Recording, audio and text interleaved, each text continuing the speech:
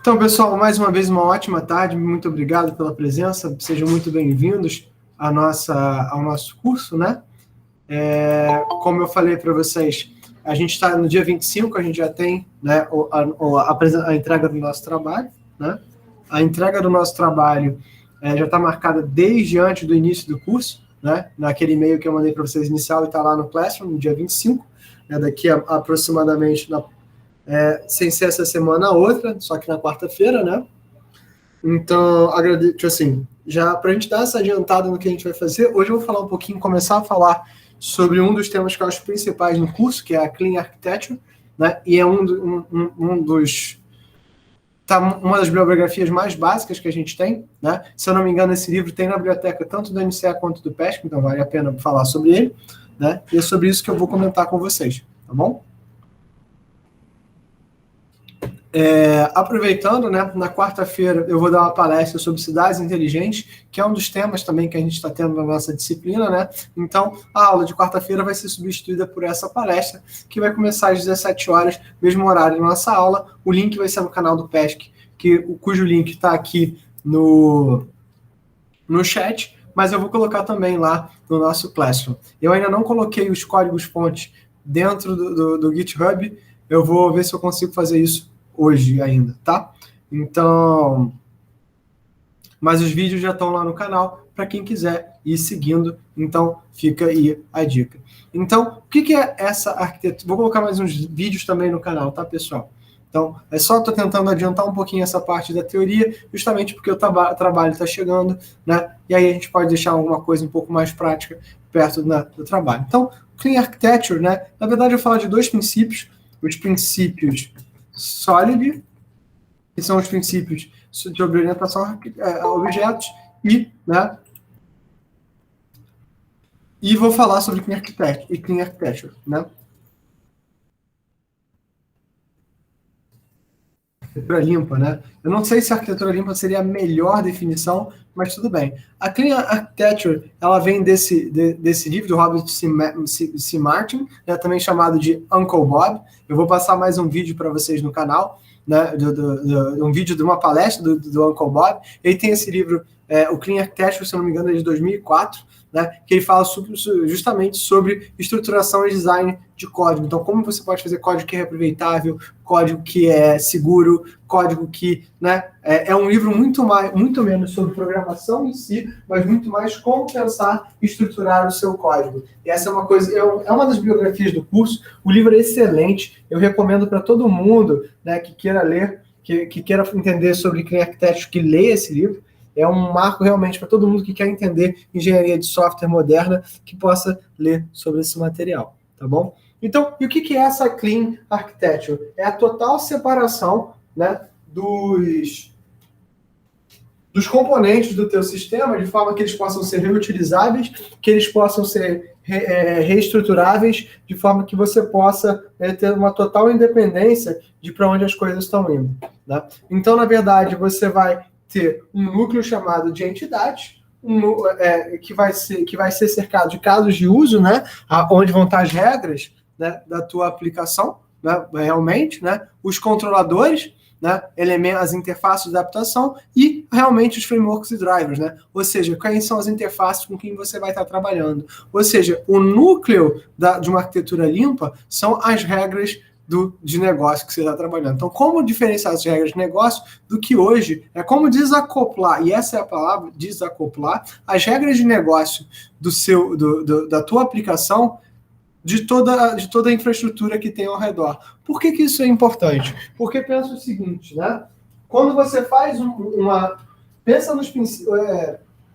como eu falei para vocês, o software era uma coisa muito centralizada, né?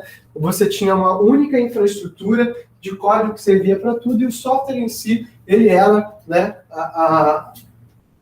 a lógica do sistema. Cláudio, o que quer dizer com isso? Essa frase não fez sentido. Né? Tipo assim, se você fazia um software, por exemplo, vou lá atrás, de videolocadora, a infraestrutura do software, a interface, ela fazia parte do software como um todo. Ela fazia parte da regra de negócio. Você ia, por exemplo, num caixa de supermercado, o sistema do caixa de supermercado, por si só, compunha da interface gráfica e tudo. Hoje, quando você pensa, por exemplo, numa interface de banco, né?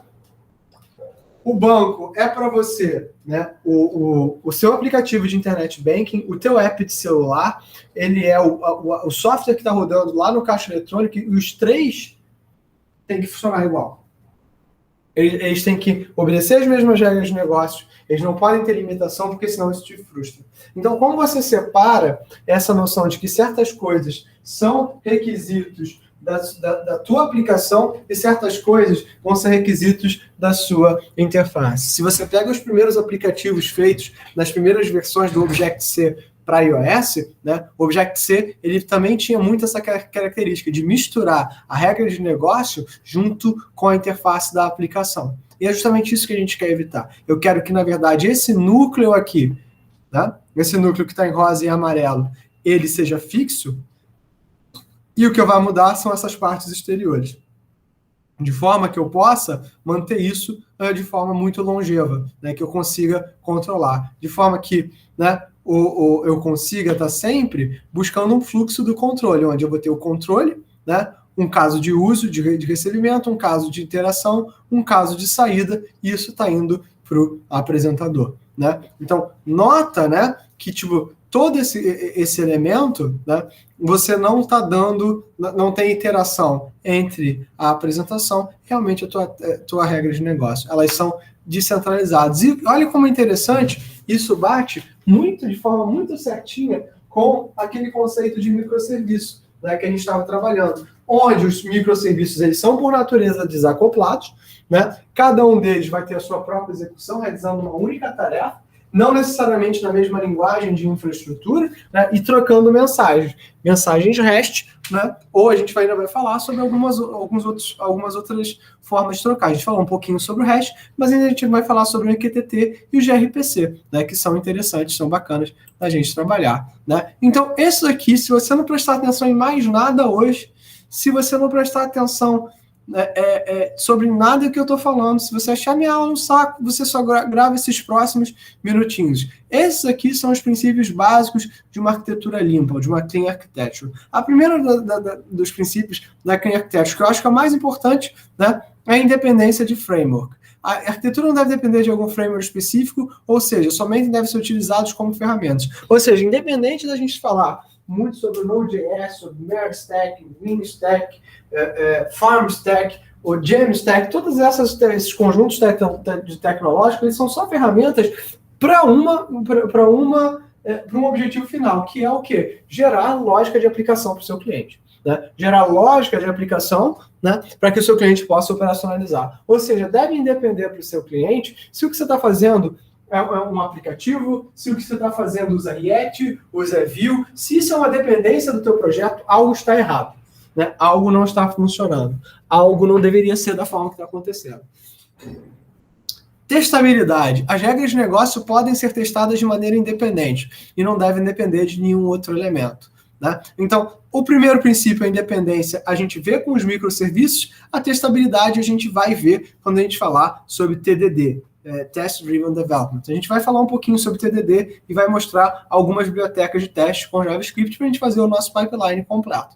Né? A gente falou um pouquinho sobre CI/CD, né, sobre Continuous Integration, Continuous Development, e a gente vai ver cada um desses elementos, mas pensando nessa Clean Architecture. Pensa, o que a gente quer construir é software de forma mais elevada. E o que eu quero de vocês, nos relatórios de vocês, é que vocês mostrem que o software que vocês estão construindo, eles estão seguindo esses princípios. Independência da interface do usuário, né? A interface do usuário ou front-end deve ser independente e não interferir no funcionamento do sistema. Ou seja, isso é fácil de você ver quando você pensa em microserviços. Né? Porque como você está trocando mensagens entre esses microserviços, né? Na prática, né, a interface por si só é um serviço. Então, independe se ela é web, se ela é React, porque tudo que ela está fazendo é recebendo elementos, né, do back-end para ela ser montada, né, de acordo com o que está acontecendo. Então, a interface do usuário, ela também é só mais um elemento que vai compor verdade. Né? E quando a gente fala que a gente está trocando, mais uma vez, você tem uma API que está trocando mensagens REST, ou gRPC, ou MQTT, ou que seja lá o que for, a independência da interface também é muito importante. Independência de banco de dados, a arquitetura não está atrelada a um banco de dados específico. Com isso, a gente poderia trocar o banco de dados com facilidade, sem afetar as regras de negócio do sistema. esse é um outro princípio, né? Muito interessante, muito poderoso, né? Basicamente, esse, em geral, sempre foi o mais difícil de a gente atrelar. Por quê? Porque quando a gente via em modelos mais antigos, como o MVC, né? Modelo visão e controle, né? A gente, na verdade, atrelava justamente ao modelo ao banco de dados. Então, era muito difícil de você desacoplar. As pessoas tinham muita dificuldade. Né? Na parte disso aqui, como o banco de dados também é um microserviço, em geral um microserviço muito exigido, na verdade, tudo que você está fazendo é trocando mensagens com um serviço que troca, que lida com esse banco de dados. Então, isso também deveria ser. É o caso, por exemplo, lembra na primeira aula, quando a gente mostrou aquela instância no MongoDB Online, né, o Mongo Atlas. A ideia é a mesma. A ideia é que você, na verdade, esteja trocando aquele MongoDB por um Mongo local, ou por um Postgre, ou por um MySQL. A gente vai trabalhar um pouquinho com alguns bancos desses, que são bancos centralizados, para que vocês possam ver um pouquinho mais desses elementos. E a independência de agentes externos, né? A regra de negócio no sistema não deve depender de nenhum elemento externo. Isso também é um pouco complicado, porque, na verdade, você pode estar trabalhando com algumas outras APIs, que vocês vão depender, por exemplo, de coisas como, por exemplo, bolsa de valores. Mas isso não encaixa bem no que eu estou falando, né? Porque, na verdade, se você está lidando com um programa de bolsa, provavelmente a bolsa faz parte da tua regra de negócio. Mas você não depender de uma biblioteca ou elemento de software que que seja externo, que você não possa substituir. Então, na verdade, qual é o princípio dessa Clean Architecture? Né? Ele diz o que é Clean Architecture, que é com esses 5 princípios básicos, é dizer o seguinte: olha, se você depender de alguma coisa, a chance do seu projeto quebrar em algum momento é muito grande. E aí eu vou fazer um meia-culpa. A gente está fazendo um projeto que é o Conecta, que a gente conseguiu todos esses princípios, menos o último. Por quê? Porque a gente projetou um software que dependia do CNPq. Dependia de uma confirmação de uma API do CNPq para ele funcionar. O resultado da façanha, quando o CNPq quebrou, o que vocês acham que aconteceu? Coloca aqui no chat.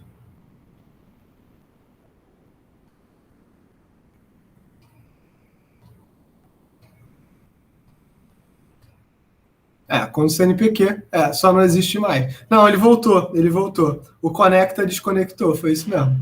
Né? Ele ficou desconectado. Voltou agora e a gente teve que trabalhar justamente nessa independência. Então, nota a ideia é o seguinte, né? O CNPq quebrar era um negócio tão alienígena pra gente, tão fora da realidade, que a gente falou, isso não é um problema, é até um feature, né? Não é um bug, é um feature. Mas, na verdade, acabou se provando um bug. Então, mostra, mais uma vez, que o que está escrito no livro, né, do Clean Architecture, apesar de eu dizer isso para vocês, assim, sempre duvidem de tudo, inclusive de mim, né? Tudo que está escrito no livro do Uncle Bob é justamente isso, que, na verdade, quando você não tenha o desacoplamento dos seus elementos de software, o que você está incorrendo é na chance de você ter um problema muito grande, né? Cara, ele não é um Black Swan, né? Isso assim, existe uma probabilidade, ela não é baixa, né? Do que o CNPq quebrar. Se isso existia, a gente só não acredita, a gente preferiu deixar para lá. E esse, Breno, é o grande problema. Esse é o nosso grande problema. A ideia é que a gente não possa deixar, assim, a gente não deveria deixar as coisas para lá. Entendeu? Essa é a nossa grande questão. A gente não deveria deixar essas coisas para lá e a gente acaba deixando por uma questão justamente da conformidade, né? Da facilidade que a gente tem para fazer essas coisas acontecerem. Então, assim, e pela confiança que você tem de que se algo quebrar, vai voltar rápido. E que você pode sempre dizer, olha, isso é responsabilidade de fulano, não tenho nada com isso. Mas quando isso acontece, como é que você reage? Né? A mesma coisa a gente tem hoje um problema muito sério na área da saúde, que tudo depende do Ministério da Saúde. Se o Ministério da Saúde acontece algo exatamente igual ao CNPq, né, como é que a gente fica a níveis estaduais? Né? O Estado de São Paulo tem os seus próprios sistemas de saúde intermediários, que coletam dados. Então, como a gente constrói sistemas, né, que lidam com esse tipo de coisa e trabalham com isso? Né? E, ao mesmo tempo, olha que interessante, apesar desse livro ser de 2004, ele é muito atual, porque se você pensa em cenários como, por exemplo, que nem existiam em 2004, como cenários como o IoT, né, você pode pensar que o software feito para IoT ele tem que ser desacoplado, de forma que você possa trocar os sensores, que você possa trocar as medidas, e como se você é baseado em trocas de mensagens entre componentes, E se você pensa os componentes sensores como um componente da tua grande aplicação, isso passa a ser mais fácil de você lidar. Ah, Cláudio, mas a gente é muito dependente das bibliotecas porque tem poucos sensores. É verdade e não é verdade. A gente é muito dependente do componente físico do sensor existir. Mas como ele troca dado, é uma escolha única e exclusiva do usuário final. Né? Lucas. Professor, no ano passado, o Moment.js, que 90% da galera usava para manipular data, que por sinal é muito chato, deprecou e teve um fuzuê gigante no mercado por falta de bridge adapter nas empresas. Olha só, né? Perfeito, esse é um caso. É um caso perfeito que mostra o seguinte, que não adianta.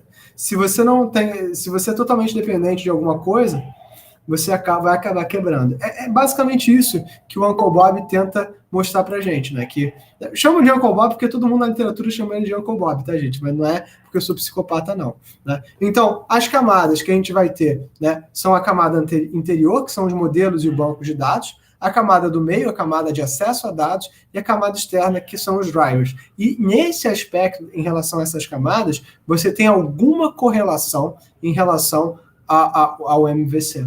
Né? Então, tipo assim, Cláudio, mas isso é bom? Bom, galera, é um conceito filosófico complexo. Vocês têm que entender que a arquitetura de software, da mesma forma que qualquer processo humano, ele é um processo evolucionário, onde a gente tem uma discussão muito ampla sobre os conceitos em que a gente está inserido. Então, na verdade, é muito natural que no momento, lembrando que esse livro é de 2004, né, que na verdade, quando foi pensado, ele estendesse esse conceito do MVC, modelo, visão e controle, né, que por si só já era muito melhor do que a gente tinha antes, que o que a gente tinha antes, com perdão da palavra, era bunda lelê. A gente fazia o que a gente queria e a gente chamava isso de arquitetura. Né? Então, na verdade, esse já é um primeiro começo, dizendo o seguinte, olha, galera, o modelo e o banco de dados, eles naturalmente, eles vão ser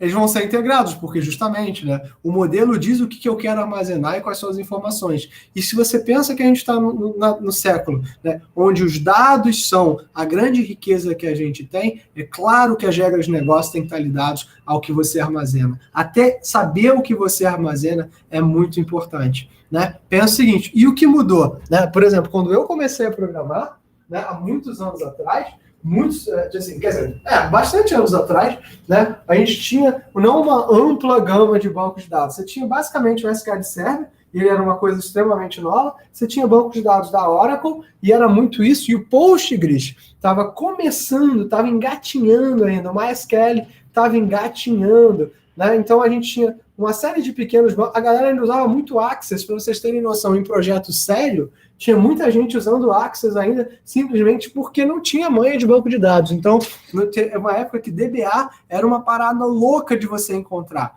Muito crazy. Né? E a gente, hoje em dia, não é verdade.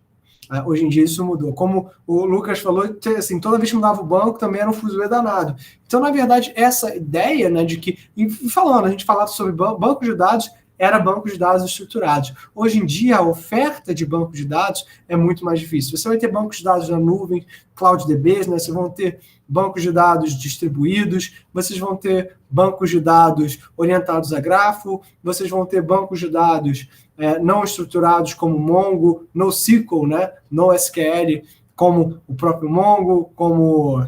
Como é que é o nome? Que tem o nome de moça? Esqueci, né? Maria. Não, Maria, mas o Maria é estruturado, é um outro. Maria é uma cópia do MySQL. Cassandra, perfeito. Eu acho Cassandra não estruturado. O MariaDB, bancos estruturados como Postgres, né? E por mais que assim seja muito legal a gente estar falando de bancos não estruturados, uma coisa que a gente tem que ter noção também, é muito legal vocês aprenderem sobre o Mongo, é muito legal vocês aprenderem sobre esses bancos, mas hoje, muito do software que é legado, muito do software que existe, ele ainda é em bancos de dados estruturados. E para um grande conjunto de aplicações, bancos estruturados fazem sentido, tá, galera? Então, a gente não pode, só porque a gente começou a usar o Mongo, e o Mongo é tão bom, então com essa coisa do JSON para lá, JSON para cá, a gente está trocando JSON, né?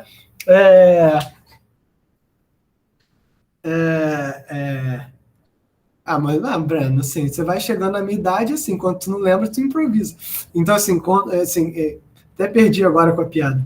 né? Tipo assim, então, existe uma série de situações em que isso passa a ser importante, né? E aí, realmente, esse princípio do desacoplamento passa a ser ainda mais relevante, porque se você desacopla a regra de negócio do banco, isso passa a ser só um fator de comunicação. E a API do banco é que é responsável por saber como vai guardar aquilo lá dentro, né? E às vezes, se você muda a adoção ou regra de negócio da tua empresa, você poder mudar o banco sem que isso seja um drama, isso é uma coisa muito importante. Né? Imagina todo mundo que teve que migrar bases SQL Server para MySQL ou Postgres ou para Mongo, um inferno que é. Por exemplo, SQL Server é chato. Ele é chato pra caramba de você inserir qualquer coisa lá dentro. Super perfeccionista. Mas SQL já é mais tranquilão. O MongoDB é também tranquilão. Então, essas camadas têm essa relação, mas isso é natural do período histórico. E lembra, né? A gente a gente trabalha com computação, a gente acaba esquecendo, né, das ciências sociais atreladas, mas todas essas coisas de ciências sociais atreladas, elas, na verdade, são, né, tipo assim, software é um construto humano. Então, na verdade, a gente tem associado um processo histórico na construção de software, que a gente não pode desassociar. Por quê? Nesse processo histórico, de entender como as coisas foram feitas. Porque, na verdade, a gente que vai ter que dar conta disso depois, né? Então, os princípios que a gente acaba tendo que lidar são o princípio do acoplamento, né? Ou seja, quando as diferentes partes que compõem o software possuem um alto grau de dependência, é isso que a gente quer evitar, a gente quer independência entre partes, dizemos então que possui um alto acoplamento. Isso vai afetar a manutenção e a estabilidade do sistema. O outro ponto é a dificuldade de realizar mudanças ou ajustes no comportamento do sistema. E por que o software é acoplado?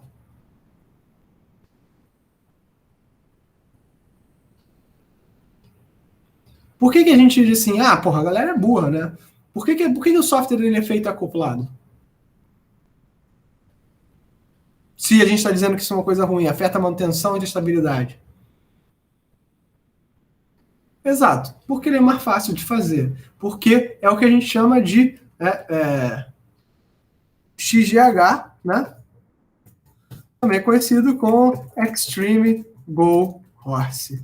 Né? Em português, né, a gente transformou isso em POG, né? Programação orientada à gambiarra. Porque é fácil, porque a gente tem entrega, porque a engenharia de software não é arte, né? Isso, a engenharia de software é um trabalho com prazos muito bem definidos e que não tem espaço necessariamente para criatividade livre, né? Tipo assim, não é tipo uma pintura pessoal que você faz, né? Porque até pintor, né, tem prazo, né, para entrega de quadro. Então, né, tipo assim, a engenharia de software tem também. Então a gente faz o que dá. Spaghetti Code é fantástico. Então a gente faz acoplamento porque é o que dá. Né? Mas isso é muito ruim, a gente tem que ter a certeza disso. E qual é o fato? E como é que a gente faz para pegar um software acoplado e desacoplar ele? Refactor. Uma palavrinha que eu estudei muito em engenharia de software, mas, na verdade, eu poucas vezes vi sendo utilizado. O que é refatoramento de código? Você olhar um código que está uma bosta e você chegar lá e reescrever ele para que ele fique bom. Isso é sempre muito difícil da gente ver. Isso é muito difícil da gente fazer. Porque uma vez que o software é entregue, né, você parte para o seu próximo projeto. Né? Então, a não ser que seja um serviço, um produto que você tem manutenção constante, né, é muito difícil você voltar e fazer o refactor desse código. Né? Então, na verdade, a gente tem um paradigma que é extremamente, né, como é que eu vou dizer isso? Extremamente contraditório, onde a gente preza pela qualidade, mas o negócio que vende o nosso software, o negócio ao qual a gente está associado, vê o refactor como perda de dinheiro. Né? Porque, na verdade, uma vez que o software foi deployado e está funcionando, ele está funcionando lá, se ele está funcionando bem ou se está funcionando mal, isso é irrelevante. A não ser que você seja o dono do sistema. E aí o refactor faz todo sentido. Porque você está se poupando de perder dinheiro. Então, olha só como é que a gente vê. Vender software é uma arte, galera. Vender software realmente é um negócio muito difícil. Né? Porque vender software, né, tem até várias piadas associadas. Né? Que o cara vende o software com coisas que a gente jamais vai conseguir fazer. Né? Então, assim, é muito complicado. Então, essa questão do acoplamento, ela é natural porque ele é mais fácil de fazer. Porque, tipo assim, é aquela coisa, você pensou, colocou no código, se funcionou, está correndo bem, né? Coesão vai ser o termo designado para as responsabilidades de cada parte do sistema. Quando uma parte do nosso sistema realiza tarefas diferentes, conceitualmente ele tem uma baixa coesão. Ou seja, né, mais uma vez, o ponto vai para os microserviços. O microserviço ele realiza uma única tarefa dentro da sua aplicação. Tá? Mas mesmo que eu não lide com microserviços, eu esteja lidando com, por exemplo, com o princípio de orientação a objetos, né, cada classe deveria ter uma única função específica. Né? A coesão seria justamente, né, quando um cara faz um monte de coisa, né, aquele tipo assim, main do Java que tem tudo, né? Então, assim, é um software com baixa coesão. Qualquer interpretabilidade de manutenção, quanto um software com alto acoplamento e baixa coesão, é muito fácil de fazer e muito ruim de fazer, de você dar qualquer coisa. Então, eu me lembro muito bem das primeiras aulas que a gente teve de engenharia de software, eu me lembro que a minha turma no fundão foi a primeira turma, né, que saiu do Delphi e foi para o Java, né? Para vocês terem noção de quanto tempo eu faço isso, a minha turma no fundão teve Java 1.4. Né? Para vocês terem noção de... Isso deve fazer para lá... Faz 17 anos que eu pisei no fundão para fazer Comp 2. E eu fiz técnico, né? Então faço software há mais tempo do que isso, né? Eu tinha visto Java no curso técnico. E tinha feito um estágio também que tinha Java. Então tinha um... Né? Cara, assim, o que era muito comum é que você fazia Comp 1 em C, ia fazer Comp 1, Comp 2 em Java, né? Que para pensar em orientação a objeto, o cara tinha um public void, static main, né? Tipo. E o cara botava toda a lógica dentro dessa main. Basic com Brito, eu fiz Pascal com Brito, com Laércio Brito. Isso, eu fiz Pascal com Laércio Brito, no Cefet. Ele estava indo no doutorado. Ele não tinha terminado o doutorado quando eu fiz Pascal com ele, não. E ele tinha... Ele era bem novinho na época, bem novinho. Gente boníssima. Gosto muito do Laércio. Gente boníssima aí. Muito parceiro mesmo. Mas foi muito bom, foi muito legal. Eu tive vários amigos na eletrônica. Eu tive... muitos amigos na eletrônica, trabalhei com muita gente lá, foi bem bacana. Foi uma época muito legal, né? E depois eu vim pro fundão, né? Onde, né? Sempre falei, vou sair daqui, quero acabar isso o mais rápido possível, e nunca saí, né? Fiz graduação, mestrado, doutorado e hoje sou professor, né? A vida é muito louca mesmo, né? Então, dentro dos componentes, né, galera, a gente vai ter, né, 4 componentes, lembrando que são diferentes das camadas. Esses são os componentes da minha arquitetura, onde eu vou ter os casos de uso e use cases, né? Essa camada, a gente vai fazer isso de cima para baixo, né? A gente vai fazer isso de cima para baixo. Então, assim, os casos de uso são os objetos que vão representar uma ação dentro do sistema, ou seja, são literalmente os casos de uso que você cria do teu cliente, eles vão realizar a orquestração de algum fluxo de dados, e essa palavra orquestração do fluxo de dados, ela é interessante, porque quando a gente for falar de orquestração de microserviços, é disso que a gente também está falando, ou seja, os fluxos que os dados têm, só que no caso dos microserviços, quando a gente falar um pouquinho mais de infraestrutura, mais lá para cima, para frente do curso, quando eu falo sobre orquestrar microserviços, eles estão necessariamente associados ao fato de que eu tenho uma necessidade de que a minha informação seja trabalhada. Então, por exemplo, se eu tenho um microserviço de interface e, por exemplo, eu estou lá no caso do Rock in Rio que eu comentei com vocês, e eu quero, né, acessar o banco, né, se muita gente vai ao mesmo tempo, eu vou estar numa infraestrutura de nuvem, que eu vou pedir mais recursos para o microserviço do banco, e na verdade o que eu vou subir são instâncias desse banco. Notem o que é interessante. O mais difícil, né, e olha só porque isso é complexo, né, porque que é muito fácil você fazer um software extremamente acoplado. Porque se eu atendo uma requisição por vez, né, e consigo, né, eu consigo de verdade, e esse é o mesmo dilema de qualquer sistema distribuído. Então, gente, olha só, é por isso que é muito interessante que vocês vejam, não as disciplinas dos cursos de vocês como disciplinas separadas, mas como parte de um todo. Pensa assim, todo o nosso diagrama, o nosso projeto de sistemas, ele está embaixo de uma infraestrutura de rede. Essa infraestrutura de rede tem requisitos. Então, quando eu penso num sistema distribuído, quando eu penso num sistema quando eu penso num sistema distribuído, quando eu penso num sistema que está em várias máquinas, que tem vários elementos, quando ele está numa nuvem, por exemplo, né? Se eu estou num sistema extremamente acoplado, né? Eu faço uma requisição, ele passa pela lógica do sistema, ele acessa o banco e me dá uma resposta, tem ou não tem ingresso. Mas olha só como é que é, se o sistema é desacoplado, né? O que a gente disse que é desejável, né? Então ele está em várias instâncias ao mesmo tempo, várias instâncias acessando o banco de dados, né? Querendo fazer um processo de compra. O nosso banco, né, respondendo, né? Então, aumentei a escalabilidade do meu sistema, o banco não está sendo usado 100% do tempo, né? Só que, esses vários recursos simultaneamente, acoplar essas requisições, se duas chamadas são feitas no exato mesmo momento do tempo, considerando os atrasos da rede, você pode, como é que eu garanto que eu não estou dando uma resposta errada? Vendendo um ingresso que não pode ser vendido. Essas são considerações que a gente tem que ter. São muito complicadas da gente fazer. Então, assim, e esses são problemas que a gente vai ver mais para frente. Como lidar com essas dificuldades. Né? Então, os use cases eles vão lidar com os fluxos, mas as entidades vão ser o lugar onde vão ficar os objetos de domínio, ou seja, as regras de negócio, ou seja, o que realmente é o domínio. Aqui são como essas entidades interagem. Mas as entidades são o core do que a gente faz. Já a camada de frameworks e drivers vão ser realmente as ferramentas que vão lidar com, por exemplo, o banco de dados, mas, por exemplo, né, lidar com rotas, esse tipo de coisa, tá?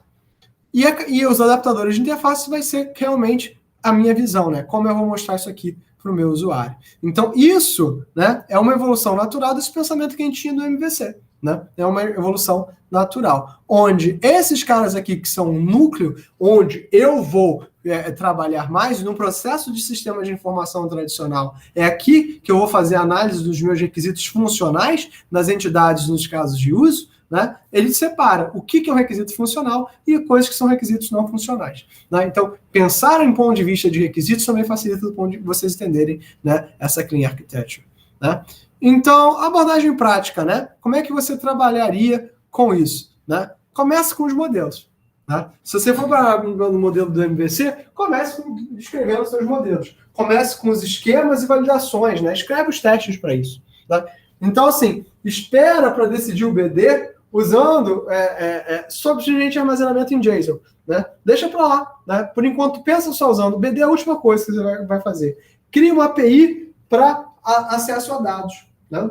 E a primeira decisão de tecnologia que você vai fazer é pensa na interface para o seu usuário. O que faz mais sentido para o seu negócio? Né? Por exemplo, eu tive um problema muito interessante recentemente, que eu participei de um projeto final, e o projeto final da nossa disciplina foi um tema muito parecido. Né? Só que um determinado projeto final, o cara seguiu os princípios SOLID, né? E no projeto final da disciplina, o cara acabou tentando fazer coisas de clean architecture. Um foi web e o outro foi mobile. Né? Então, essas são questões muito interessantes. O mesmo tipo de ferramenta com 2 níveis. E aí, para o final, depois que você conseguiu entender exatamente qual o problema que você tá lidando, é aí que você vai escolher o banco de dados. Porque o banco de dados ele não deveria fazer diferença.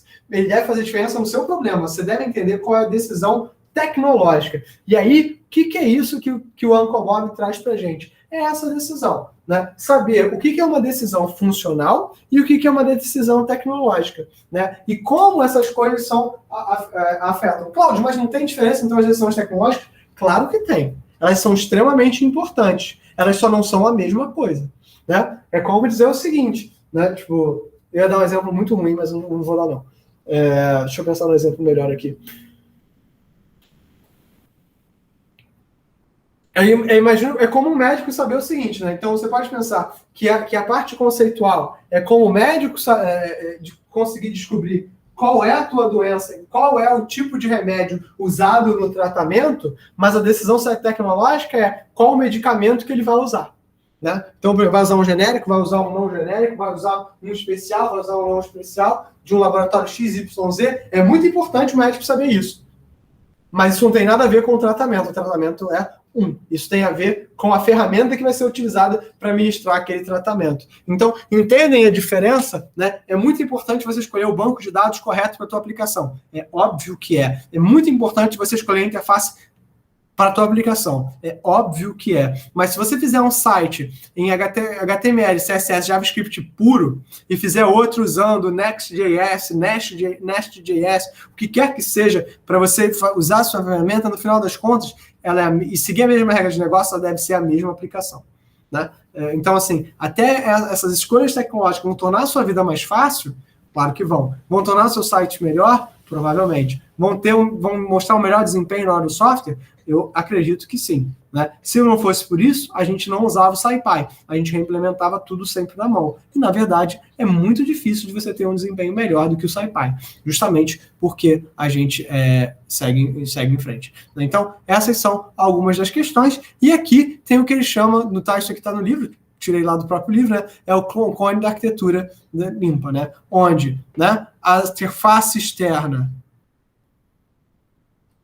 ela vai ser mais concreta, né? Ela é mais dependente do que você usa, do framework, disso tudo, né, da ferramenta, né?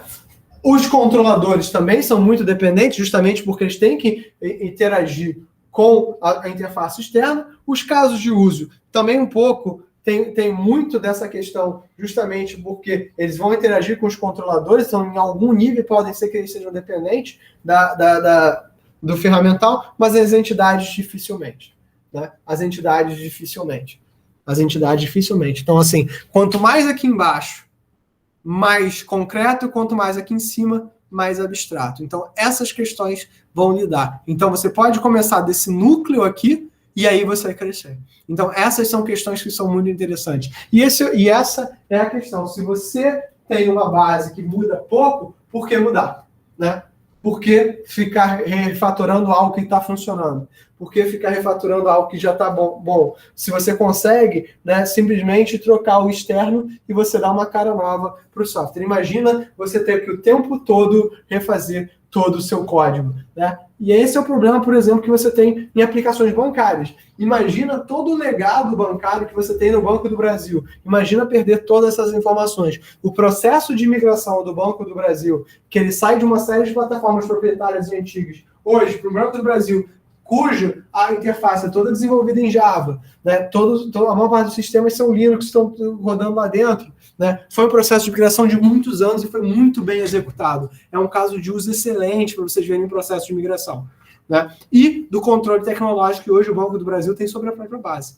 Né? É muito difícil. Né? Gente, para vocês terem noção de como isso é difícil, tem gente ganhando muito dinheiro com COBOL até hoje. Eu vi uma galera estagiando com COBOL até hoje, justamente porque esse processo é totalmente acoplado, tem muita coisa feita em COBOL que ainda está rodando, vai continuar rodando durante muito tempo e que a galera não quer mexer. Gente, Fortran, eu trabalhei com uma galera da astronomia. Tem uma galera da astronomia, cara, que as coisas estão feitas em Fortran, o cara falou, e vai ficar em Fortran, Fortran é rápido. Fortran é rápido. O cara falou, vai ficar em Fortran e vai Fortran. O próprio SciPy, ele coloca, tipo assim, o seguinte, ele tem um dos módulos dele é escrito em Fortran. Ele chama código Fortran em fins de demência. E funciona, porque é rápido. Né? Então a galera hoje tem pensado em outras abordagens, como por exemplo o Julia, né, para ser rápido também, ser compilado, ser mais rápido que o Python e ter a mesma facilidade do Python, mas não é a mesma coisa que Fortran. Não é a mesma coisa que em C.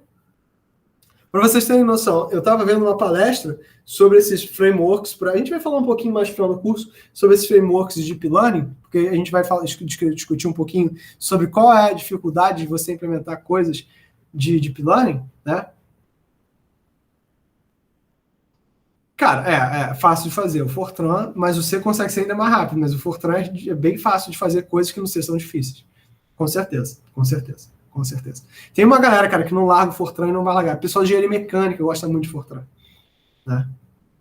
O NumPy é todo em C++, mas o SciPy tem um pedaço OpenBLAS, se vocês forem ver o BLAS, que é uma das bibliotecas do SciPy, o OpenBLAS e o BLAS eles são desenvolvidos em Fortran.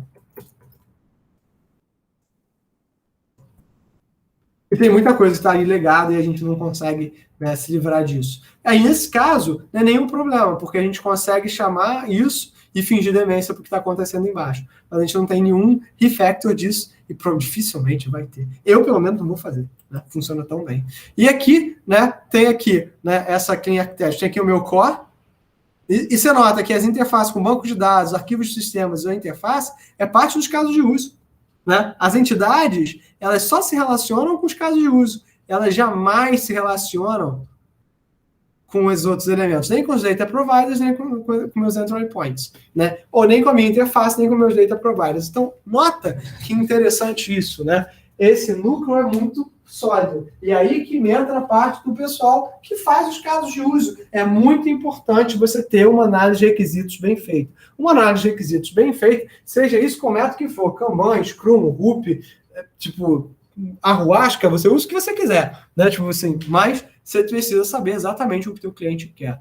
Ah, Cláudio, mas o cliente não sabe o que quer. Isso é uma meia-verdade. Galera, a gente já passou dessa época. O cliente, ele sabe o que ele quer. Ele não sabe que sistema ele precisa. E esse é o nosso trabalho. Descobrir qual sistema o cliente precisa. A gente prototipa para descobrir o sistema que o cliente precisa. Qual é a nossa grande dificuldade? A nossa grande dificuldade é diferenciar o protótipo do produto final. A gente faz isso muito mal quanto classe, quanto, né, elemento. Muitas das vezes a gente acochambra coisas no protótipo justamente para a gente não ter que se preocupar com o produto final. Né? Para deixar assim, tá funcionando, né?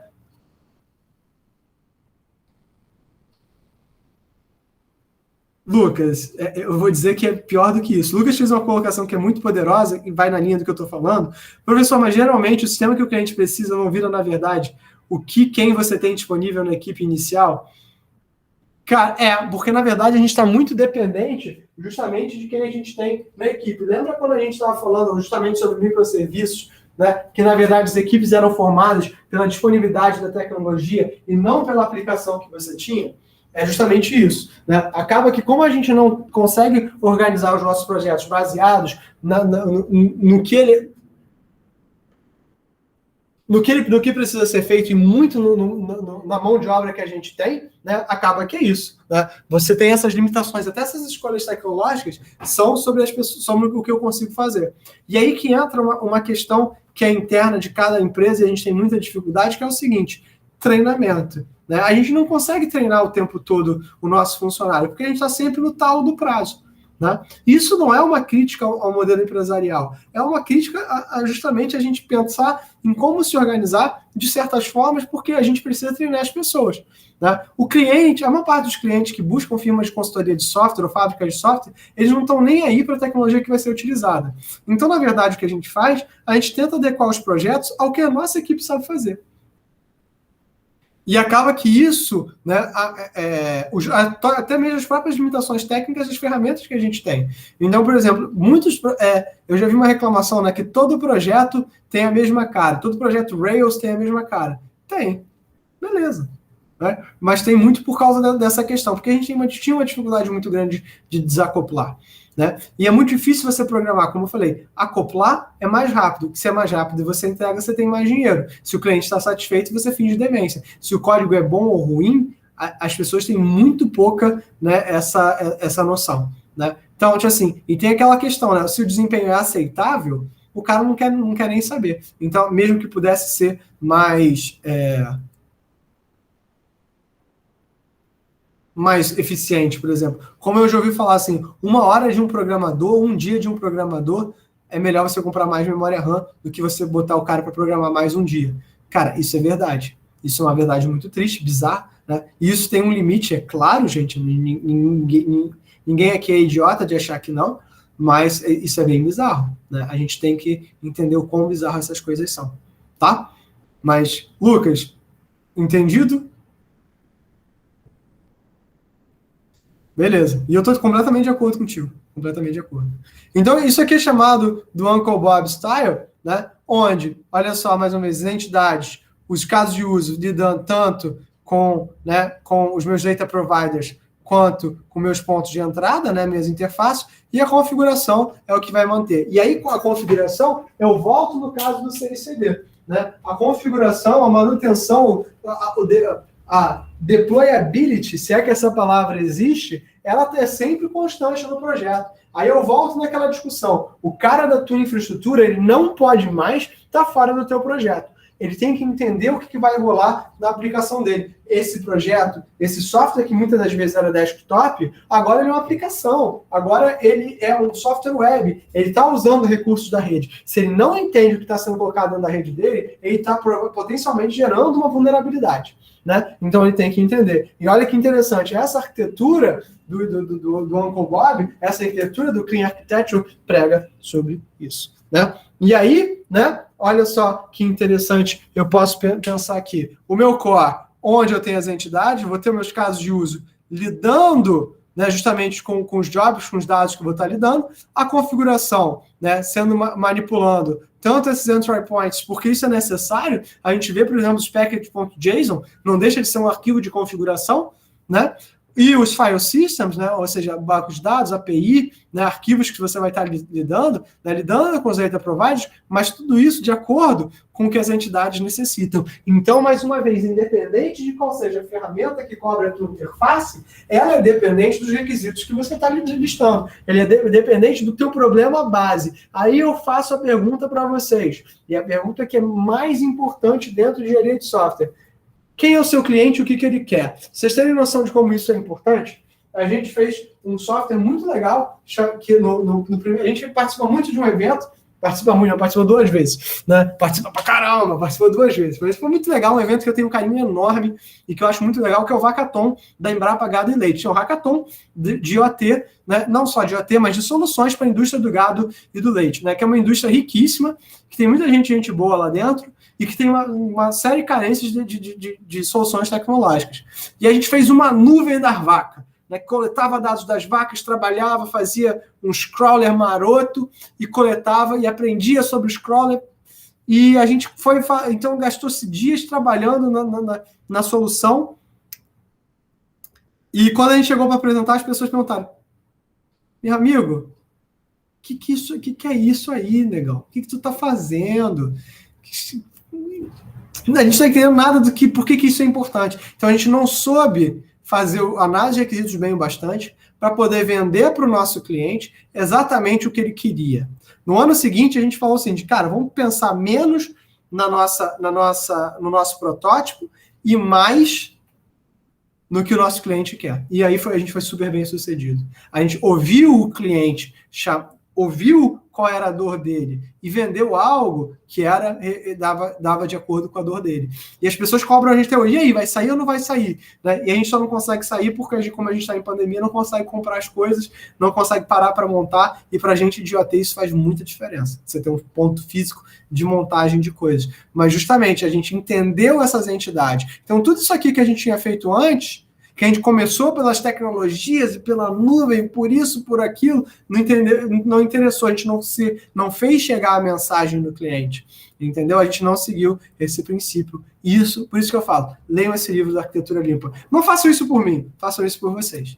Né? Então, a arquitetura, né, é uma hipótese que precisa ser provada por implementação e medição. Né? Então, toda vez que eu gero uma arquitetura de software, um projeto de software, tudo que eu estou dizendo é o seguinte: eu acho que é isso que resolve o teu problema. Essa arquitetura, essa ideia, ela precisa ser implementada para virar uma solução. Então, não tem essa desassociação. Por mais que a entidade seja importante, é só quando ela virar algo concreto que torna isso. Então, também isso é uma coisa que às vezes eu critico muito. Né?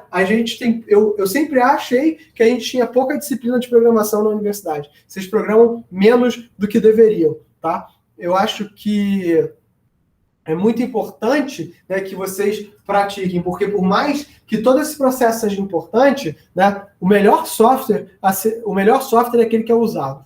Né? Mas se o software usado é uma droga, ele ainda é usado, ele pode ser modificado. Né? Tem uma coisa muito similar dentro do campo da escrita, que assim, a primeira versão de um texto é você contando a história para você mesmo. E aí você pode melhorar. Você só pode melhorar um texto que está escrito de forma similar. A primeira versão do software é você organizando, né, todas essas ideias, tudo isso, em algo que pode existir. O resto é que a gente vai... mas só a partir de software que existe que a gente pode retrabalhar, fazer o refactor. Né? Então a mesma coisa aqui é presente. Vamos pensar nisso no grande escopo. Né? E aí entra, né, uma forma da gente trabalhar essa architecture, né, como a gente faz esse código que vai ser limpo, como a gente faz esse código que vai ser trabalhado, e aí surgem o que a gente chama de princípios sólidos. São princípios que vêm da orientação a objetos. E se, na verdade, as suas entidades, os seus microserviços, se seguem esses princípios sólidos, e aí a gente vai ver alguns exemplos com o JavaScript, né, a gente vai ter, né, é muito mais fácil de seguir essa arquitetura limpa. Então, eu vou mostrar tanto os princípios sólidos quanto os princípios ideals. Né? São dois campos de princípios de organização de código, de organização, para que essa sua arquitetura torne-se uma realidade. Porque não adianta a gente falar de arquitetura limpa se a gente não gera esse código limpo. Então, são 5 princípios. Né? Isso também, não prestou atenção em mais nada que eu falei, mas viu aqueles 5 princípios? Presta atenção nesses 5 princípios aqui. O S vai representar o princípio de responsabilidade única, né, que é de single responsibility. O O, né, tipo, o princípio de aberto e fechado, a gente vai falar mais sobre isso. O L, que é a substituição de Liskov, né? O I, o princípio de segregação de interface. E o D, o princípio de inversão de dependência. Então, o princípio de responsabilidade única é que cada objeto, cada classe, ele tenha uma única responsabilidade que ele vai ser responsável por trabalhar. Ou seja, é justamente, olha só como é que isso cabe também, mais uma vez, no princípio de microserviços. Cláudio, mas isso é de propósito? Isso foi de propósito. Na verdade, a ordem é a seguinte: a gente pensa em desacoplamento, a gente pensa no princípio da responsabilidade única, e aí a gente vai pensar nesses elementos. Então, olha só, eu tenho esse employee aqui, isso aqui é a classe mais bunda do mundo, né? Vou mostrar vários exemplos que são em TypeScript, tá, galera? Mas é porque o TypeScript é uma coisa tão mais genérica do que a gente tem no JavaScript tradicional e tão mais parecida com qualquer outra linguagem, que você sair do TypeScript, por exemplo, para Java, para Python, às vezes é mais digerível do que em JavaScript. Eu tenho muitas críticas ao TypeScript, tá? Muitas críticas ao TypeScript. Ele me incomoda em alguns pontos bastante, mas eu acho que a sintaxe ela é mais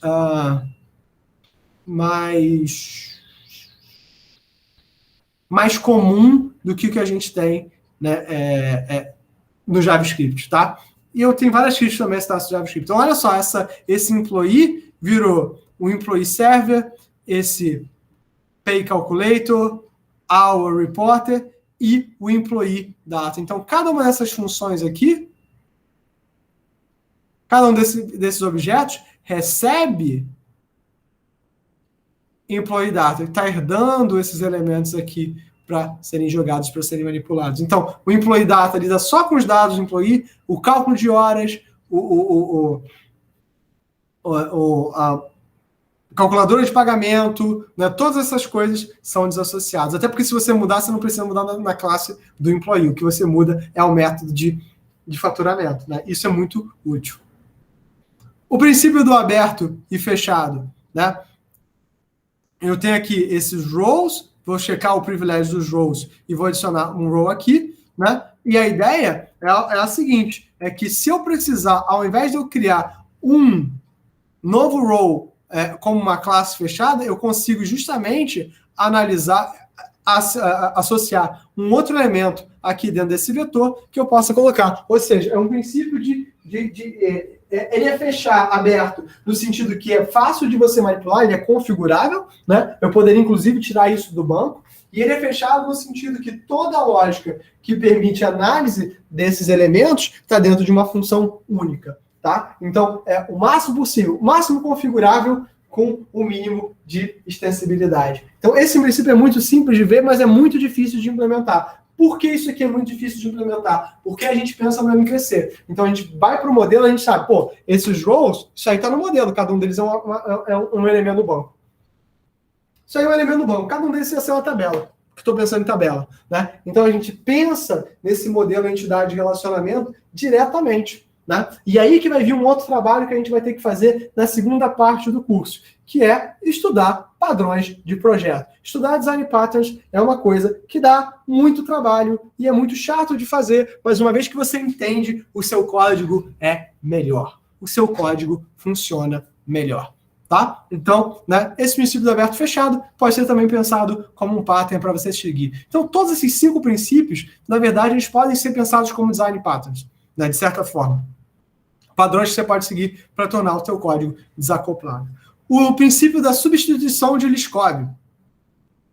Então, eu tenho aqui um elemento retângulo, um elemento quadrado e uma função, né, que vai calcular. Então, aqui o princípio da substituição de Liskov, ele é muito parecido, né, com esse princípio do aberto e fechado. No sentido do seguinte, né, que ao invés de eu ter uma classe e ter que definir tudo para uma mesma classe, na verdade, eu posso definir essas classes como objetos, como genéricos, e fazer com que, né, tipo assim, os métodos dessa classe, na verdade, simplesmente herdem de outros elementos, né? Simplesmente sobrescrevam esses elementos, sem que eu precise, né? Ou seja, estou substituindo toda aquela carga de código única para cada uma das classes por, na verdade, né, sobreposição de objetos, né? Eu estou simplesmente reinstanciando esses métodos, até porque esses métodos por si só também são objetos. Então, tudo que eu estou fazendo na memória é linkando esses caras. Então, esse princípio da substituição de Liskov, muito parecido com aberto e fechado nesse sentido,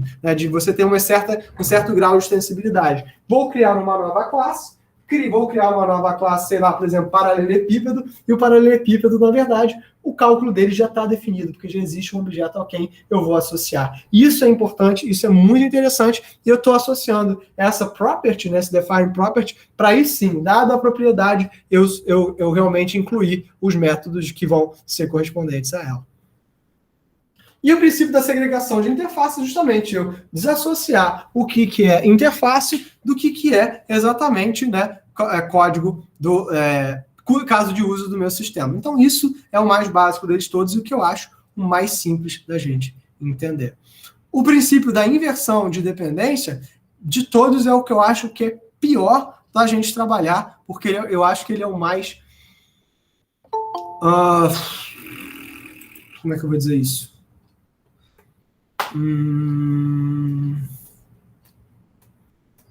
Ele é o mais entronizado, né? Porque, por exemplo, a gente passa o tempo todo, se você está lidando, por exemplo, com o Shell, né? Incluindo, para quem gosta de Shell Script, o novo livro do Júlio César Neves, né? Está disponível, a nova edição, né? Muito bom, né?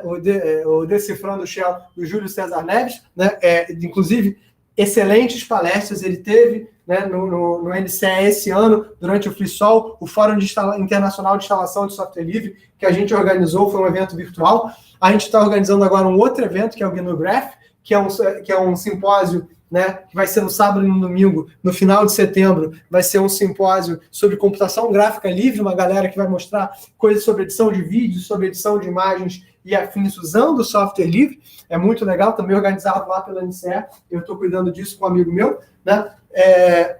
Quando a gente pensa, justamente a gente pensa o seguinte, né, que na verdade esses elementos de configuração, eles são inerentes ao nosso processo. E aí justamente é isso que a Clean Architecture e os princípios sólidos dizem. Cara, olha só, a configuração ele é só um objeto que você tem que ter. Então, na verdade, ele também é um recurso. Então, você tem que desassociar os teus elementos de configuração do teu software. Então, é por isso que é a inversão de dependência. O teu software não depende desses arquivos. É o contrário. Esses arquivos estão lá para ajudar o teu software. O teu software deveria existir independente disso. Então, se você mudar esses arquivos, né, esses arquivos eles não podem ser algo que vai ser estático dentro do teu código. Isso parece bobagem, mas quando você pensa, por exemplo, nessa época de 2004, a gente falava de Enterprise Java Beans. Eu não sei se vocês já tiveram o desprazer de programar com Enterprise Java Beans, né? Depois a gente mudou para Struts e Hibernate, né? Mas toda essa infraestrutura era muito dependente dos arquivos de configuração,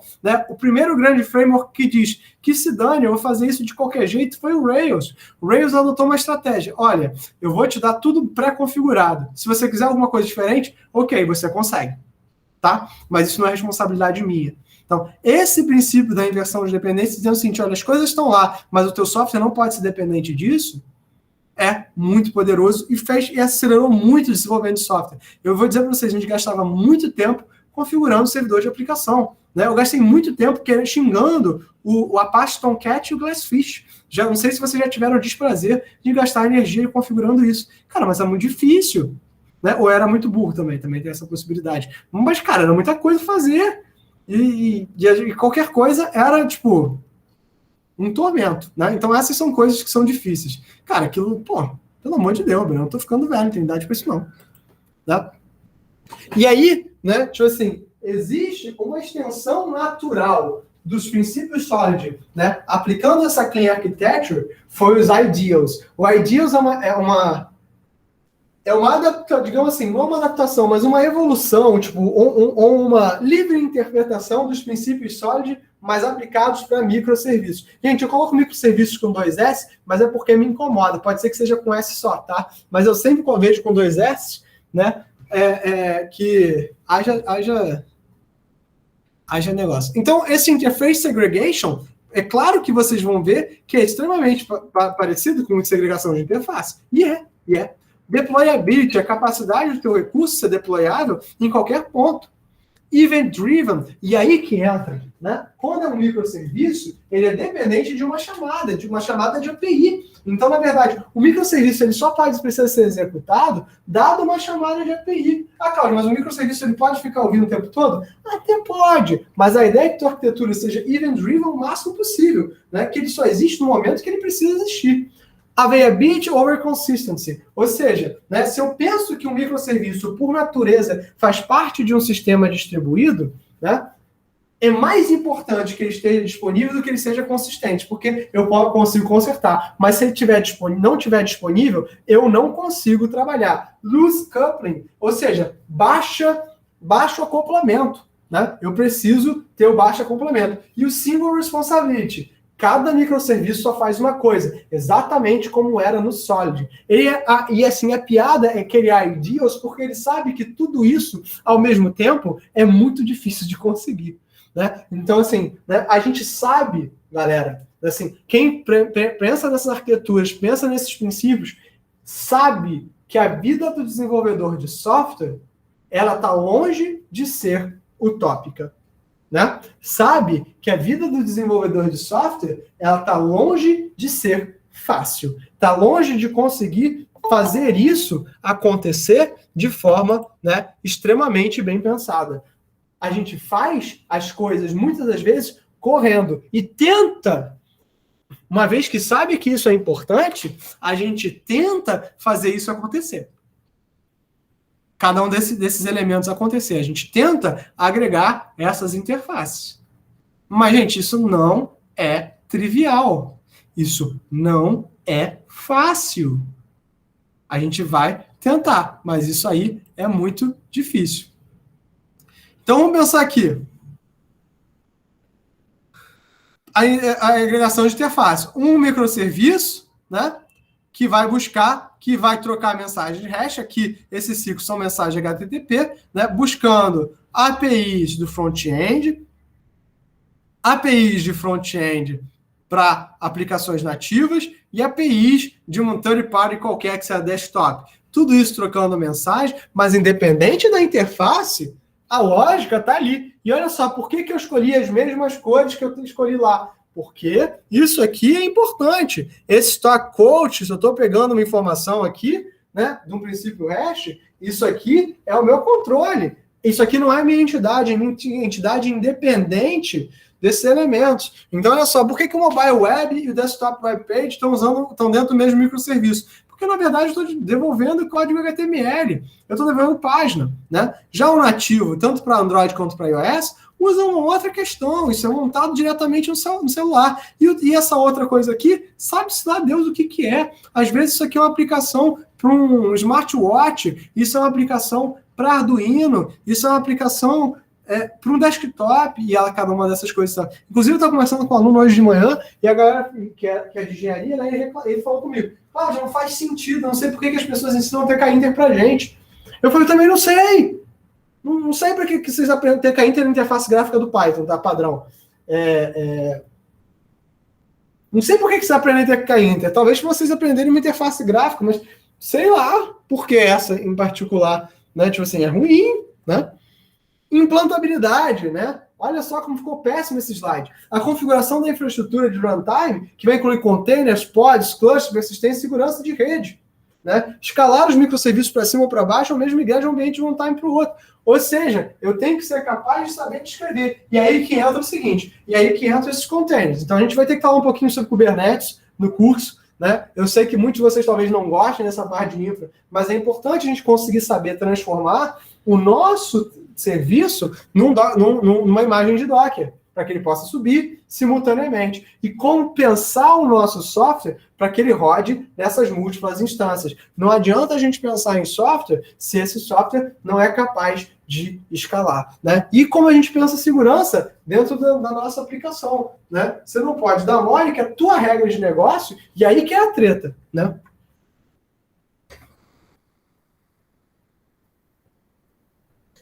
Cara, o GraphQL, ele é realmente a ferramenta que está mais bombando. A gente usa GraphQL nesse projeto que eu falei do Conecta. Né? A gente usa GraphQL justamente para poder fazer esse tipo de coisa. Né? E justamente porque um banco de dados orientados a grafo é muito mais fácil de você ver relações entre objetos. Né? É bem legal mesmo. O GraphQL é bem na hora. Né? Então, e faz parte desse processo, que você pode pensar essa questão da infraestrutura. Event Driven, né?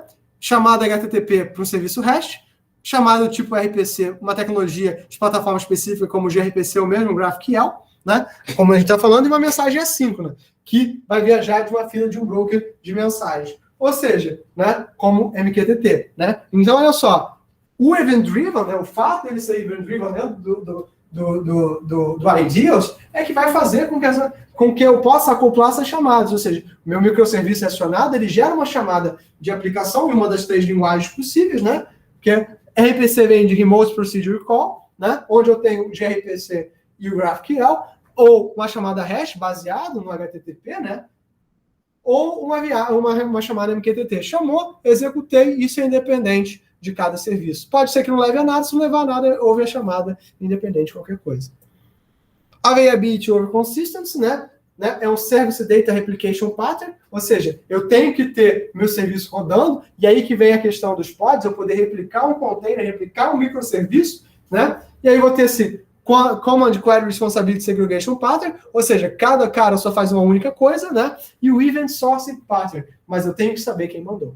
Então, por mais que eu tenha que replicar o máximo possível, né, que eu tenha que dizer quem está fazendo, eu tenho que saber quem originou, para que pelo menos eu possa consertar depois. Né? Então, se eu fiz cagada, eu tenho que saber consertar. Como é que a gente conserta? No final de tudo, você tem que rodar um outro serviço por trás, um outro microserviço, que na verdade ele é um validador das operações.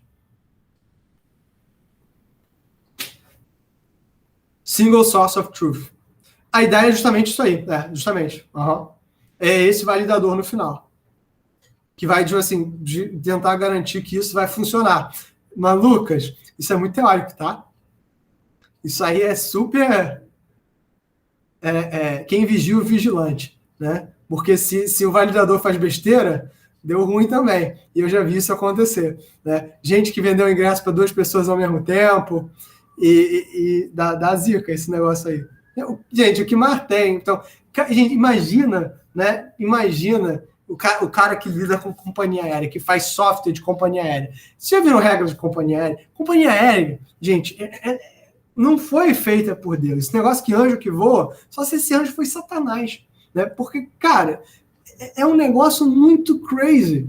O cara vende, mas vende a mais, vende quando não vende, e não vende ao mesmo tempo, aí faz promoção e perde promoção. Gente, é muito difícil.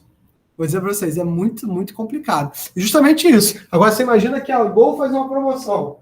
E aí, tipo assim, o cara fez alguma coisa... Por exemplo, teve uns anos atrás, uma promoção da... É uma companhia aérea lá da Holanda, que eu esqueci o nome.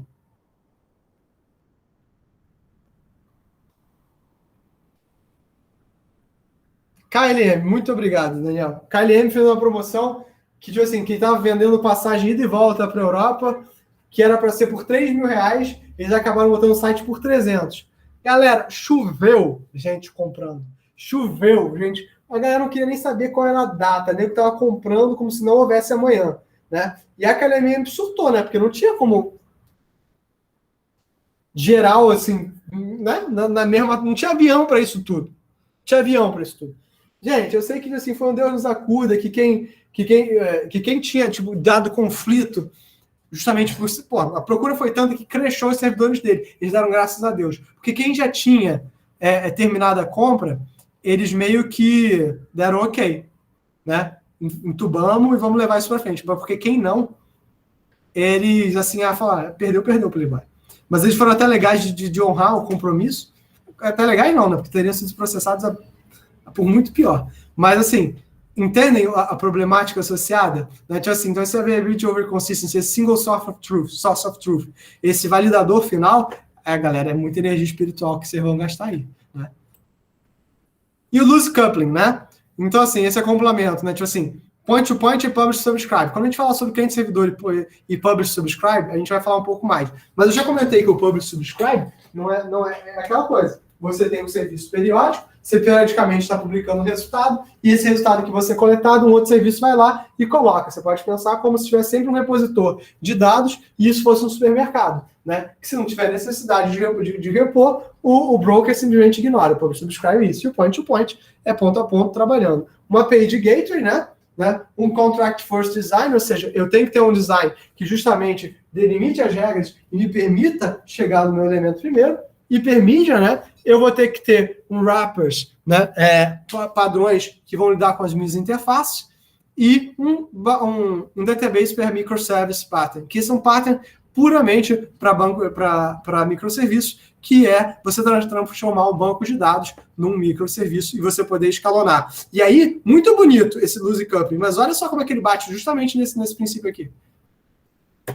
Isso aqui, database por microserviço, treta fácil, mas é necessário porque senão você não escala. Então, pensa o seguinte, Cláudio, então por que a gente faz isso? Porque de qualquer forma, galera, vai dar treta. De qualquer forma vai dar problema. Se você não escalar, ele vai crashar. Se você escalar, você tem que depois consertar os erros. Entendeu? Não tem para onde correr. Aí o que vai ferrar esse loose coupling aqui? O que vai ferrar esse loose coupling aqui, quando a gente falar sobre programação segura, é que isso não é seguro. Isso não é exatamente seguro. E aí a gente vai entrar em conflito. E aí, como é que você resolve isso? Vocês que nobremente estão me acompanhando aqui todas as aulas, como é que você resolve isso?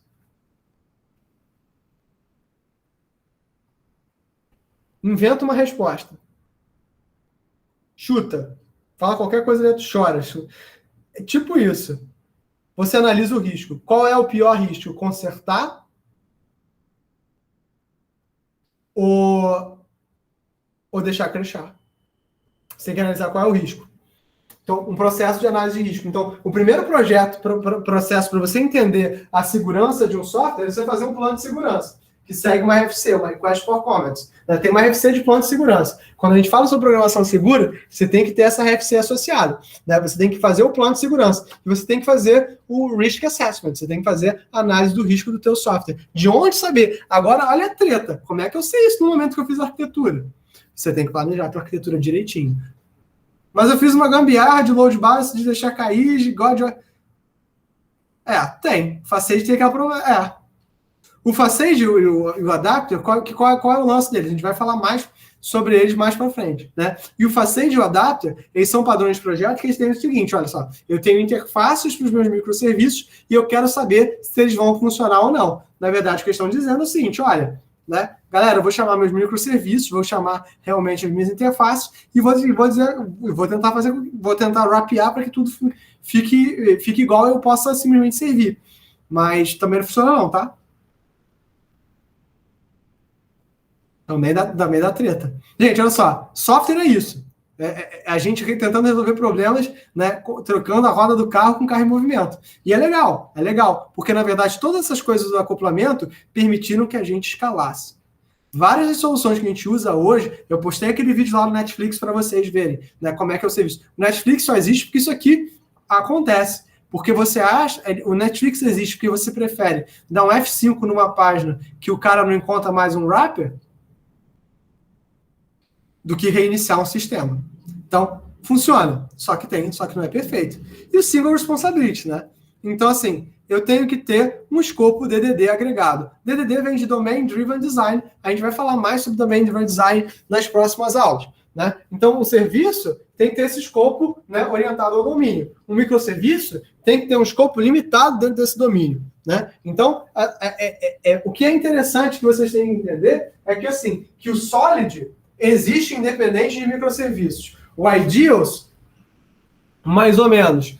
A Clean Architecture é independente de microserviços, né? Domain Driven Design é independente de microserviços. Mas quando tudo isso se junta para você olhar o teu software, você fala, eita, né? Essas coisas fazem sentido entre elas. Elas fazem sentido porque construir software não é arte, né? É uma técnica. A gente constrói software sabendo quais são os passos. A gente não inventa nada. A gente tem técnica de trabalho por trás, né? Então, na verdade, Single Responsibility é a mesma coisa. É evitar você simplesmente, né, fazer várias coisas. Comunicar entre microserviços, usando chamadas de API, usando tipos específicos de mensagem, replicar dados. E aqui, ó, replicação de dados com consistência eventual quando o microserviço precisa de uma quantidade substancial de dados. Ou seja, eu sei que eu tenho que replicar esses dados.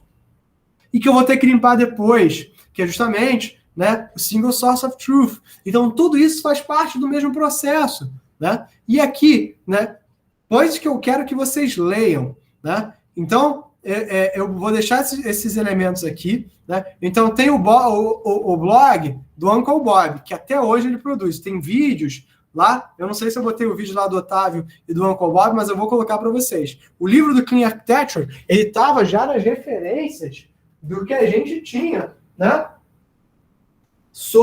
Do curso, que eu mandei para vocês logo que o curso começou, né? E botei um artigo do Medium, eu leio muito, gente. Medium, Dev2, né? Todos esses blogs eu leio, eu gosto, acho que faz diferença. E eu botei também um repositóriozinho para vocês darem uma olhada. Eu vou colocar esses slides lá, me cobrem desses slides, né? Eu vou colocar esses slides lá no Classroom para vocês e mais uns links para vocês assistirem. Eu acho que é importante, né? Eu acho que é relevante vocês terem acesso a isso aqui, tá? Então, né, gente, esse é só um começo, né? Tem mais alguns elementos aqui que eu botei, né? Esse é só um começo. Eu vou gerar um PDF disso aqui.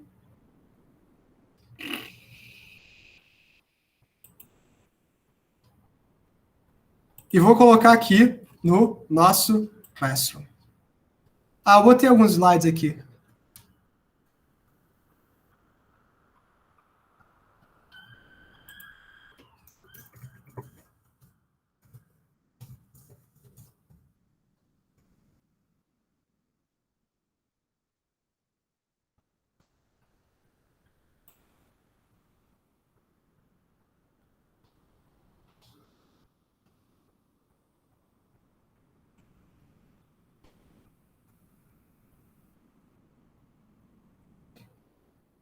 Eu devo colocar mais alguns links para vocês darem uma olhada, que eu acho que são muito legais de vocês trabalharem, tá? E aí, do ponto de vista de negócio, galera, que é importante você pensar nessa Clean Architecture, é você pensar no seguinte, e agora sim, né, fechando a parte, fazendo o wrap-up disso e falando da parte de negócio, aqueles 10 minutinhos tradicionais, né, do final da aula, o que eu acho que é relevante, assim, quando você pensa o teu negócio, uma vez que você já entendeu o business que você quer fazer, qual é o projeto de software que vai gerar para você renda, né? Como eu falei, Warren Buffett já disse mais de uma vez, né? Você só é rico se você pode ganhar dinheiro dormindo, tá? Cara, bacana. Eu vou, inclusive, botar aqui no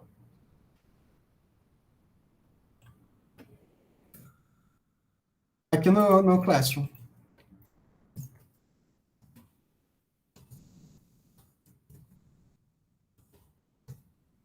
Vou botar aqui, porque para vocês não acharem que eu estou sendo analfabeto. Contribuição, tá.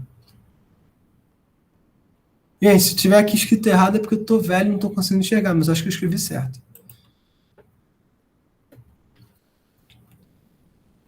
Obrigado. E assim, então quando você pensa no teu projeto de software, né, cara, às vezes é muito difícil você entender, né? Você achou um projeto, achou um nicho, sabe como monetizar e você vai construir o que você prioriza, né? Então a primeira coisa que você tem que analisar é justamente, né, quais são os elementos do teu software que vão te dar o maior retorno financeiro. Então, na verdade, quando você pensa numa arquitetura de microserviços, esquece, na verdade, a arquitetura um pouco de microserviços, mas pensa justamente em quais são os features, quais são as single responsibilities que vão te gerar o maior valor. Lembra aquela coisa que você ouviu falar, que 20% do seu código gera 80% do valor? Encontra esses 20%. Gera esses microserviços. Procura essas responsabilidades. Encontrar essas responsabilidades no Kanban é muito fácil, né? Porque você faz isso com o teu cliente. Mas e se você não sabe o teu cliente, né, a priori? Como é que você faz, né? Se você, né, não conhece o teu cliente a priori? Se você não sabe para quem você vai vender exatamente. Se você tem um nicho, você sabe que as pessoas determinam o nicho, como, por exemplo, o nicho dessa galera das vacas, né? Dessa galera do gado, né? É um nicho, mas você não sabe exatamente o que eles querem, como é que você faz? Prototipa. E aí eu volto aqui nos slides, nessa frase aqui, que é a central, que vocês devem todos ter ela guardadinha no coração. A arquitetura é uma hipótese que precisa ser provada por implementação e medição. Se você não tem noção se os seus requisitos foram bem tirados, se você não tem noção se os seus requisitos, eles realmente batem com o que faz sentido, se você não tem noção, põe para jogo. Porque ao implementar e botar para o seu usuário testar, vender. Eu falo isso porque na primeira vez que eu fui lá no Vacaton, teve uma equipe que trabalhou com venda de queijos artesanais. Então, na verdade, era um website de venda de queijos artesanais, onde eles ligavam o produtor à história do queijo, né? Então, o pequeno produtor ao queijo que você estava comprando. Você não estava comprando queijo, estava comprando, né, realmente o trabalho de uma família e que tinha uma história por trás. Então, todo esse apelo emocional. Como é que eles souberam que o projeto deles dava caldo? Simples. Eles botaram a página no ar e venderam o queijo. Então, no dia que eles foram fazer a apresentação, assim, a hipótese é assim, gente, a gente sabe que isso dá certo, porque a gente, nesses últimos 3 dias, a gente fez R$400 em queijo, enquanto a gente estava aqui no Vacaton.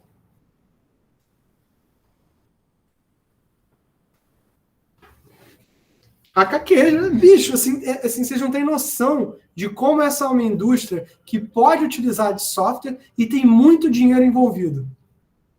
E a gente está jogando esse dinheiro no lixo, porque a gente de software, a gente não entende a realidade deles.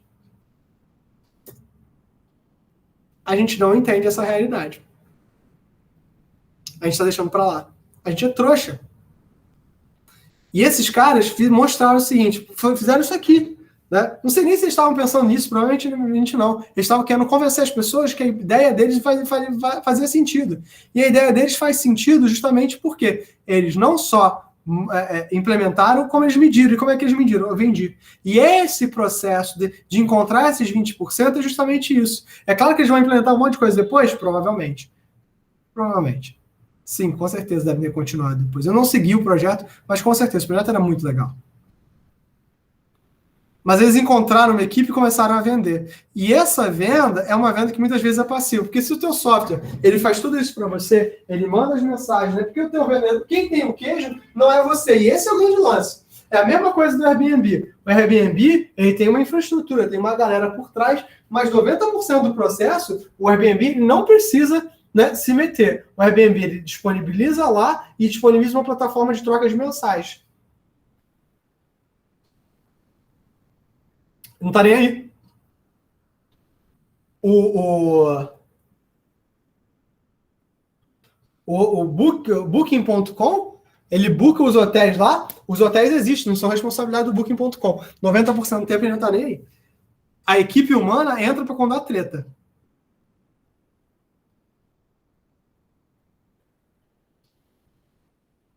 Ah, não, sim, olha só. Mas aí é aquela coisa, né? Tipo assim, né? Eles não cobriram tudo.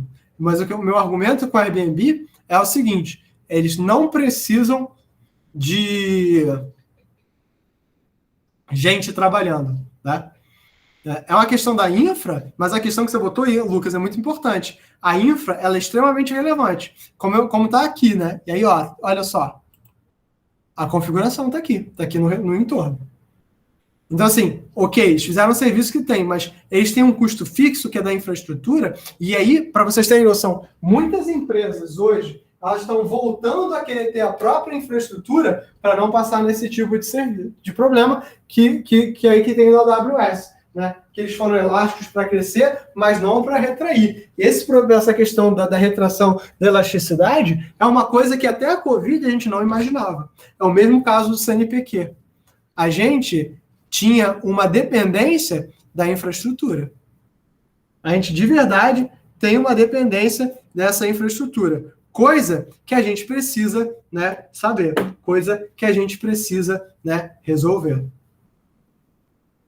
E aí, essa é uma discussão muito séria, isso é muito relevante, porque justamente assim, faz parte desse nossos princípios do Clean Architecture. O Airbnb era dependente da AWS. E não só a AWS, como um monte de gente. Vocês têm noção, americanas, todas as empresas, elas são americanas, se não me engano, Submarino, toda essa galera, ela está na infraestrutura de uma empresa que é B2W, que provê essa infraestrutura para esses grandes e-commerces.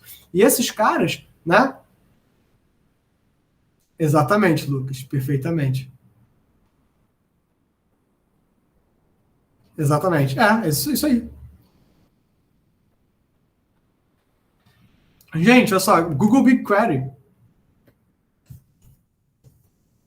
Maravilhoso serviço, mas é caro para burro. Não tem como fazer isso. Não é sustentável a longo prazo. A gente acaba voltando para fazer no banco, entendeu, gente? Não tem o que fazer. Então, assim, se você quer pensar no teu negócio, é claro que a tua solução é dependente. Mas você tem que pensar no negócio que trabalha sem que você esteja lá. E aí o teu custo ele tem que parear com o que você vai ganhar. E aí você tem que ter uma estimativa, né? E assim, essa estimativa, né, no caso pequeno, ela é importante. E aquela coisa. E olha só que coisa paradoxal.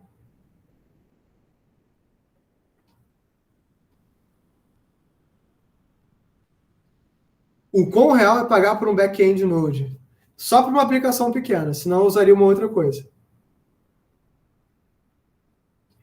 Uma aplicação pequena eu usaria um back-end Node, senão eu estaria usando uma outra coisa. Provavelmente eu usaria uma coisa feita em Go. Né? Go tá bombando, gente. Go, para essas coisas onde você precisa escalar, Go está bombando. Rust também. Tem a galera que fala que faz em Python, que faz em Java e C Sharp também, tá, galera? Java e C Sharp também. Java e C Sharp também. Até hoje tem muita coisa e que escala muito bem. Mas Go e Rust bombando. Go mais do que Rust.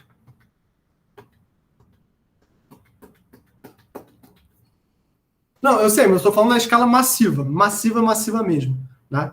O Django, eu acho que estaria na mesma escala do Python. O Django estaria mesmo na mesma escala do Node. Se você faz direitinho, você consegue até escalar. Mas na escala tipo Airbnb, tipo Netflix, que são essas paradas escrotas com... Assim, escroto não do escroto de ser ruim, né? Escroto de tipo assim, que a quantidade de dados é absurda, é muito difícil. Gente, assim, como eu falei para vocês, assistam aquela palestra da galera do Netflix. Não, gente, olha só. Lucas, tem muita coisa em C Sharp escrita. Para vocês terem noção, eu dei um curso para o IBGE, a galera lá é C Sharp e Hard Code. Eu perguntei, galera, por que vocês estão com C Sharp? Porque a gente fazia tudo em Java, aí veio a Oracle. E aí a gente migrou tudo para o C Sharp. E claro, teve uma baita pressão da Microsoft, né? Que incentivou a galera a fazer isso. Mas, gente, olha só, a Microsoft fez o Visual Studio. É lindo, tá? É horrível, odeio ele, mas ele é lindo. O Visual Studio Code, né? Que todo mundo se rendeu a ele, que é maravilhoso. O TypeScript, né? Gente, o TypeScript deu uma baita sobrevida à sintaxe ridícula do JavaScript. Não que ele seja muito melhor, mas ele é muito melhor, né? Azure, né?